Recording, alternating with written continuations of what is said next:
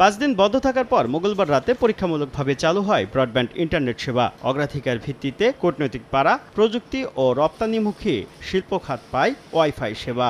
বন্ধ ছিল বাসাবাড়িতে ব্যান্ডউইথ সরবরাহ। অবশেষে সারা দেশে হোম ইউজারদেরও ব্রডব্যান্ড সংযোগ চালুর নির্দেশনা দিল বিটিআরসি। বুধবার বিকেলে জরুরি বৈঠক শেষে একথা জানান টেলিযোগাযোগ প্রতিমন্ত্রী।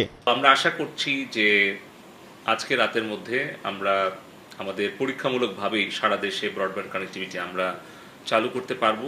ব্রডব্যান্ডের পর 4G সেবা চালু নিয়ে শুক্র ও শনিবার মোবাইল অপারেটরদের সঙ্গে বৈঠকে বসবে বিটিআরসি। রোববার মোবাইলে চালু হবে 4G সেবা। রবিবারের মধ্যে আমরা চেষ্টা করছি প্রথমে মোবাইল 4Gটাকে নরমাল করা।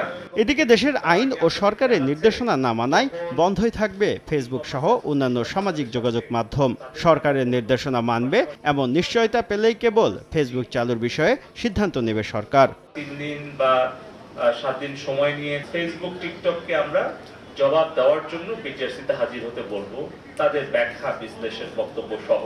সেটা যদি তারা হয় আমরা শুনে সিদ্ধান্ত নেব, আর সেটা যদি না হয় তাহলে আমরা কি ব্যবস্থা নেব সেটা ভাববো। এছাড়া মেয়াদ শেষ হওয়া ডাটা প্যাকেজ গ্রাহকরা পুনরায় ব্যবহারের সুযোগ পাবেন কিনা তাও জানা যাবে রোববার। সরকারের কথা অক্ষরে অক্ষরে মানে। শুভ খান, সময় সংবাদ, ঢাকা।